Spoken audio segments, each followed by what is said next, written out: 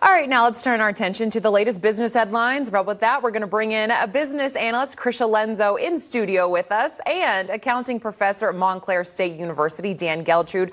Good morning to you both. Okay, so let's start with the markets. They finished the week on a strong note. This morning, futures are down ahead of the opening bell, and a busy week on Wall Street with new jobs data expected, as well as the latest from the Federal Reserve. But let's start with Tesla. So they are now recalling more than 3,400 of their Model Y vehicles, and that's after discovering loose bolts. Krysia, I'm going to start with you. Should investors and consumers be worried about the EV car maker and its products at this point? Because we've seen a handful of recalls lately. Investors shouldn't be worried at this point because Tesla is one of those companies that has so much innovation going on. I mean, the stock is still up fractionally. So at this point, no, it's usually part of the process, unfortunately, to have recalls as you're iterating. And they even had a recall just last month that was over 300,000 cars. So this is just, unfortunately, part of their course of business. Let's move on to pet food prices. Okay, so they are on the rise, up a whopping 15% year over year. Some people are saying they're spending a couple $100 more on dog food, pet food every single month. Dan, let me turn to you. Some people are saying they could even give up their pet because of how expensive it has become. I mean, how concerned are you? Well, it's definitely a concern because the last thing that we need is more animals turning up in shelters. We need more people taking our pets on as opposed to adding them to these shelters. So you have to look at it this way. If people are making some difficult choices and the way the prices of pet food is going up, well, then there's tough choices to make. I think the first choice to make is to look for other brands that are more affordable before we take the extreme step of saying we have to give up our four-legged friends. And another thing people are also concerned about is their car debt. I mean, bills just continue to skyrocket. More and more of that debt is just piling up. Krysia, what does this mean for the auto industry? I mean, cars can be repossessed, but then what happens with all of that inventory and then no one can afford it?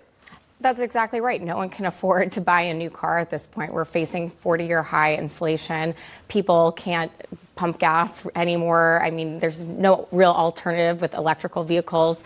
It's really complicated. So inventory is down with the repossessions. Maybe it'll go back up. But unless you're really loyal, like some of the companies like GM and Tesla, all these other companies are going to be suffering because of this car debt. Absolutely. Here's one that kind of surprised me a little bit. So Amazon Go stores are now closing on both U.S. coasts. I mean, Amazon is such a successful company. Dan, what went wrong here? You have to look at it this way. If stores are closing, it doesn't mean that they're doing great, so let's close them, right? So something is obviously happening. And if we look at the store locations for Amazon Go, which, by the way, is very innovative, right? It's a convenience store where you don't check out. You take stuff off the counter, you walk out, and it's an automatic charge. But we had 2 closed in Seattle, 2 in New York City, 4 in San Francisco. What do they have in common, you may ask? Well, how about crime on the rise? So I think that could be a factor as to why this decision was made. Yeah, that's funny you bring that up because I know Walmart is closing a lot of stores over there on the West Coast because of all of that crime. Moving on, so Swiss chocolate bar Toblerone will be losing some of their iconic packaging in order to not violate what they're calling the Swissness Act. Krysia, what do you make of this in the Swissness Act? I mean, will they lose customers by losing some of that iconic packaging? Well, again, inflation is hitting even Switzerland at this point. And of course, with Toblerone, they're moving their production to Slovakia. And I think they will lose some of their customers because it's such an iconic Swiss brand, as you pointed out. And they have that Matterhorn on their packaging. So realistically, at this point, it's not going to be great for them.